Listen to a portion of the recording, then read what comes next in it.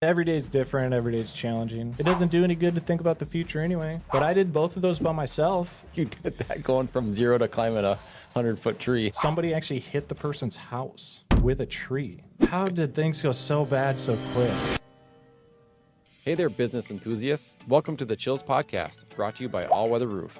Because just like a sturdy roof, our conversations are built to last. I'm your host, Brent Loberg, and we're about to dive into the world of business, family, and the moments that give us those exhilarating chills. Ever wonder what keeps successful people inspired? Well, get ready to find out as we chat with some fantastic all-weather customers, partners, vendors, and friends. We'll explore their triumphs, challenges, and maybe even some unexpected secrets. After all, business is not just about numbers. It's about the people behind them. So grab your metaphorical popcorn and join us on this journey. Get ready to be inspired, maybe even get a few chills of your own. This is the Chills Podcast. Let the goosebumps begin. So introduce yourself. Tell us about your company. Hi, I'm Perry Eggert, and I started Eggert's Outdoor Service in 2020. And at the time, I had $600 and a Buick, and I was like, wow, I need to do something. Like, the world was going crazy, and I didn't have a job anymore because of that, so I just went for it. I started part-time tree work with a local tree company, and then on nights and weekends, I would do my own thing. So I would kind of do a little bit of everything for everybody. That is the first part of the origin. Okay. I saw on your website your kind of focus is on trees. How did that get started, or what interests you there? So COVID, I was home, and my parents had tree work done at their house, and I spent the afternoon watching.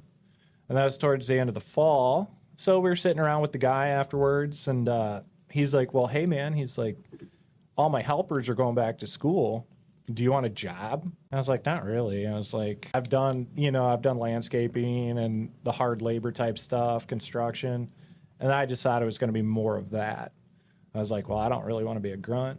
But I took the job, and I spent 2 seasons with him, and I learned how to do all the ropes. That was the first year. And then learned how to do chainsaw maintenance and all the cuts. The second year I spent up in the lift. And then I went on my own last year full-time, so this would be my second year full-time, but my 4th year total. Okay. How did you come up with the name Eggerts? Well, I just knew nobody else would have it. And at the time, I didn't really know what I wanted to be, so I felt the more broad I kept it. So if I said Eggert's Outdoor, then it could be a little more generic. Maybe at some other point in time, I'll change it to Eggert's Tree Service or Eggert's Tree Care, but we'll wait and see what happens there. So, Sure. Yeah. How broad is your market? So you're based in Albertville? Yeah, based in Albertville. The furthest I've gone to do tree work, I've actually gone up to the Longville area. I've worked in Emily, Longville, Hackensack for people on the lakes up there. Mm-hmm. And a lot of that are people I know. The last job I got, though, I met this guy at a wild game, and we started talking about trees. And he's like, do you travel? I was like, well, where are you? He's like, well, I'm up in Emily. Okay. So I went up there a couple weeks ago and dropped some trees for him. And Okay. so I've done that. I prefer to stay local, but if things work out, I'll drive wherever. Yeah. So Do you do trimming, planting, cutting? yeah, my favorite thing to do is the removals because I like to climb. Every day's different. Every day's challenging. I have planted a bunch of trees last year. Some people are always like, oh, you just cut down trees and, you're a tree killer type guy. But I was like, well, I plant trees too. And they grow. Trees grow on trees. So you actually climb up the trees and cut them up top? Yeah, I'll show you some photos. Yeah, that'd be cool. Yeah. Sometimes I'll rent a lift if it makes sense to do that, but I like climbing. I find it more challenging. And then stump grinding, tree trimming, tree removals, some tree planting if it makes sense to do. But right now I've been doing pretty much everything. So as we grow and add people, we can add services and see what sticks. Sure. Yeah. You got to have some kind of crazy story climbing a tree or close calls or OSHA-related incidences. This is the craziest thing. So last year, I learned a lot. My friend called it the crucifixion year, and I believe that to be true because I don't think I would repeat all these same scenarios. This one was crazy. So I got hired to do a contract climb, and I was so excited to do it because it was my first one. So I get there and I do it, and then I tell the guy, I was like, well, we need to make it a second day because the tree was so big. And we need a lift to complete it because you can't rig off of it anymore. So that was on Friday. He goes, okay. Saturday morning, I get a call, and he's like, oh, the homeowner doesn't want us to complete the job. She's acting real weird, freaked out on us. So I was like, okay, whatever. I'll take Saturday off. Sunday, I get a phone call from the Wright County Sheriff's Office. And I was like, well, that's bad. So what happened was, before he hired a contract climber, somebody, I don't know who, somebody actually hit the person's house with a tree. Oh, the tree fell on the house, you The mean? tree smoked the house. And then she was nervous after seeing you guys come in, and She didn't know I was going to be there. So what happened was, like, sometime before Friday, somebody hit the house and then tried to cover it up by having somebody else come in on Friday. So when I got there, I saw, like, logs sitting around, but I didn't think anything of it. It's a job site. And then also I didn't notice because this is really bad for the homeowner. So a kid 3 houses down was playing with matches, and he actually burnt down the neighborhood. So I felt so bad. She just bought that house, started on fire, then some guy hits it with a tree. and you got blamed.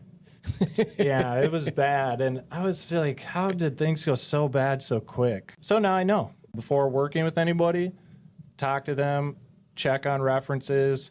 Because in my mind, I was like, oh, yeah, people are generally good and reasonable. And they are. But I just got the one guy who has a bad record. Sure. So that was crazy. But I will say, I have never hit a house or All right. anything like that. So Good references then. So did you have like a rock climbing background or anything? Like how'd you just get into, hey, I want to climb a high tree and cut it down? So there's a really good YouTube community of tree professionals. And I've watched every video out there every day since I started getting into tree work. So I just really liked it. I mean, I would go do the work, come home, watch tree videos. And I would do that for hours and hours and hours. And I still do it. That was the inspiration for it.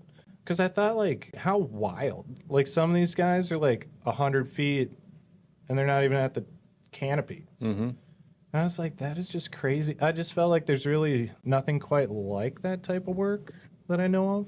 Then I just started to accumulate the gear. So everything in tree work is expensive. I'm learning. I didn't really foresee that.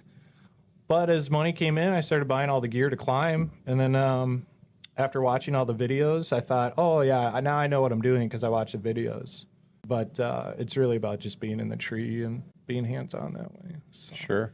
People who are entrepreneurs and start businesses, you know, you talk about taking risks and jumping in with both feet. I mean, you did that going from zero to climbing a 100-foot tree. Yeah. That's risky. Well, the biggest one I did last year is 2 popple trees and straight up and down vertical. But I estimated those to be 80 feet to the top because they were higher than the house by at least double.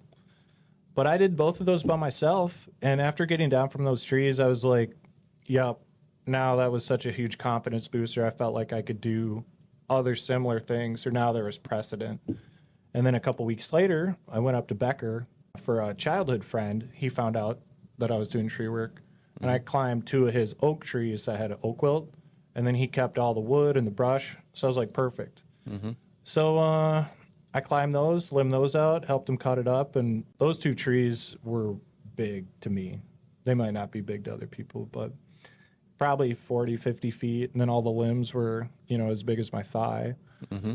And after getting out of that tree, too, I just thought, now I can take myself a little more seriously, and now I can feel a little more confident and just build off of that.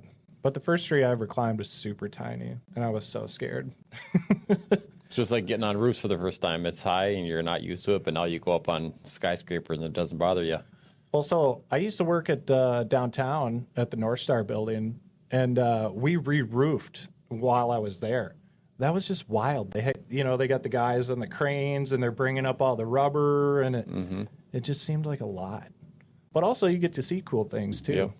Did you start as like an installer, or I did start on the roofs. yeah. Yep. Started installing commercial roofs. Started down on the Eden Prairie Mall. Worked there full summer and kind of worked my way into the office. And now I'm in sales and estimating. So yeah, started on the roofs. But yeah, at first I remember we'd climb the ladder in the morning, and then everybody would come down at lunchtime and go eat their lunch, and I was afraid to come up and down the ladder, so I'd stay up on the roof and eat my lunch. Just so I had to climb the ladder so many times. But now you don't even think twice about it. Yeah. Well, so you're saying so that would be like a single story, but like, what's the tallest building that you've worked on? Personally, roofing was probably just the mall, but like now that I've inspections, I'm all over, like downtown, like the North Star buildings. We've done buildings like that. Yeah. So yeah, I mean, you get used to it, which might not be a good thing, especially if you're climbing trees and safety. But No, I hear that a lot where people are like, all the old timers will be like, yeah, like complacency is more of a killer because people are like, oh, I've got this. Well, I hope I hope that's not the case. You know, I try to stay diligent. yeah, you got OSHA breathing down your back and stuff like that, so you have to be following the rules and being safe. So Yeah, it's like I think tree work is cool, and some people might think it's cool. And then I always just make a joke because I see people posting online, and I'm like, oh, yes, we all know the most important part of tree work is looking cool in your photos. Like, people have the sunglasses and no helmets, and you know what I mean? yeah, And I was like, wow. It seems like there's just different levels, I'm sure, with everything, like professionalism. Because some people are very much by the letter, chaps, all that kind of stuff. That adds credibility, for sure. you know? Oh, it definitely adds a level of professionalism. You got to adapt that safety culture. Customers see that and they look at you as a professional company and they want to hire you, for sure. Do you have other employees that work with you, or is it just you right now? Yeah, so this year last year it's just me. And then this year I have a high school student who will come in. He's super awesome, so I know his family. And he's a farm kid, so he likes being outside and doing, you know what I mean, some intensive labor. And then I hope to add maybe 2 more part-time people. I don't know. I kind of look at it. It's like if I'm going to somebody's house, like I'm a guest at their house. How would I want somebody to act at my house? And then 2, could I live with myself if somebody got hurt and it was due to like either negligence or just some people want to crank out 3 jobs in a day. And I've been in those environments and they're too fast paced where I was like, well, people get fatigued, things happen, things break. So I was like, I'd rather just go slow, do it correctly. Everybody goes home at the end of the day. Yeah. Any tidbit of advice you can give the audience for starting up a business or running a business? I would just say do it. And like I would do that like analysis paralysis and I'd want to know every little thing. Well, that didn't do me any good.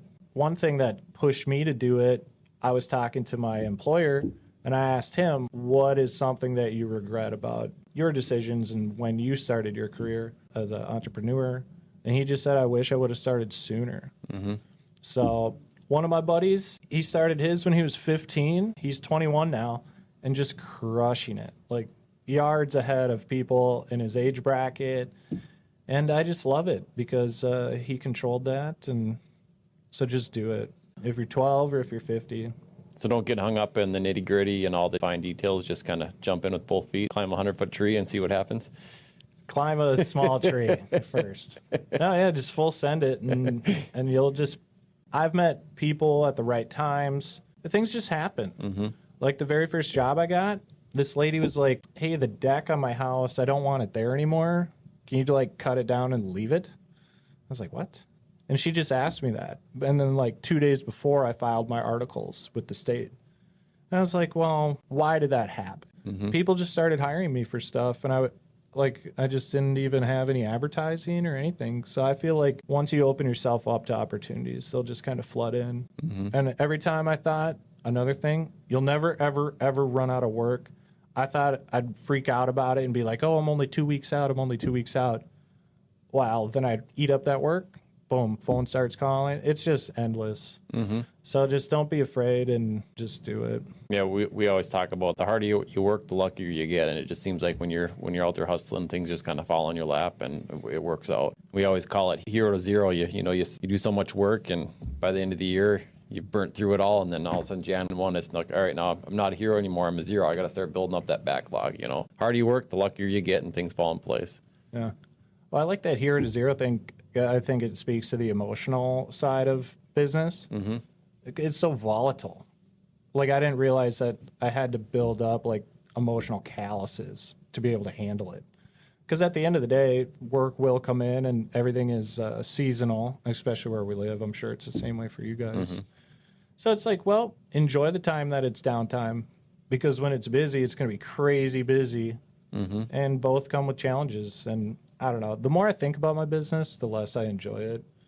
So I just try, I think for me, just not to think about it so much. It's kind of go with the flow is kind of your style. It doesn't do any good to think about the future anyway. You can only project out what you can, Sure. you know what I mean? Yeah. And the work either comes in or it doesn't, but it always does. So And you've been doing this for 3+ years on your own now, or? yeah, so part-time 2 years, and then last year was full-time, this year's full-time. All right. But That's I love awesome. it. Congrats. Yeah, So the name of the podcast is The Chill. So in your business life, your entrepreneur life, like what kind of makes the hair stand up in the back of your neck in a good way? Whether it's being 100 feet up in the air or meeting a new customer. Well, okay, this was actually kind of crazy, but I knew I could do it. That's why I did it. But so we had like a pole barn, and then this box elder tree is leaning back, like a heavy lean. So if you think of like a clock, it's probably leaning at like the 1, but it needs Towards to the building. Towards the building. Okay. But it needs to go over to like 11 or 10. So what we did is we took some weight off the back of it, put 2 taglines in it, had the F350 on for the pulling power, and then we had another line on it for directional. And I put the biggest face cut in it, so that's like how you steer the tree and prepare it, and then you give it space for it to fall into. So I put the biggest face cut in it, and then what you do is so nobody do this, by the way.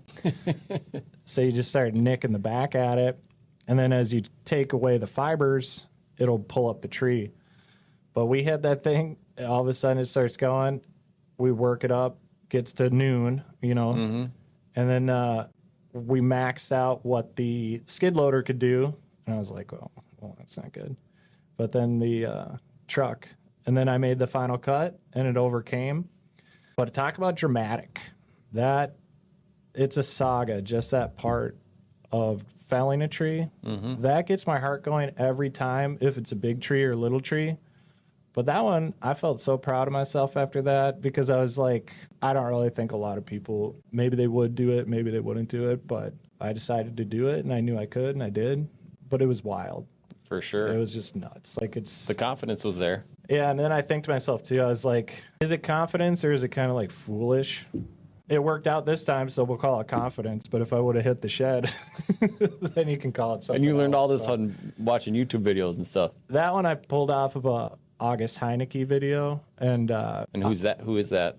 he's a climber out in Oregon, and he's been doing tree work his whole life. But what I like about him, he's very humble. And then when you watch his videos, he's talking to you about life and what tree work has meant to him. I'm kind of in a similar way where it's like, I've had a million jobs. I'll be 33.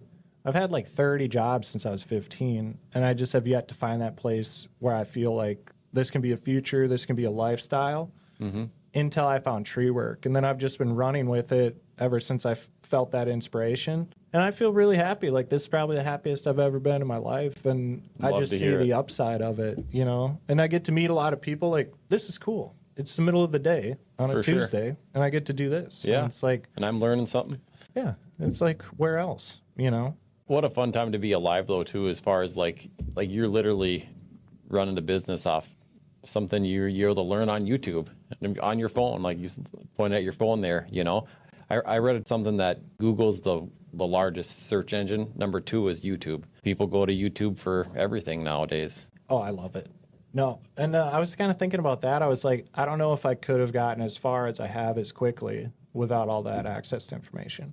There's no way, because I also know, and I'm sure you've been a part of cultures too, where people keep secrets and bogart information because Yeah. it's a threat to their job security. And then some people just don't like to teach. Like, that's fair too. So I can only imagine what these people were like. How do you figure out how to do any of this unless if somebody shows you? But there are people who were trial and error and just decided to climb a tree one day. And I don't know.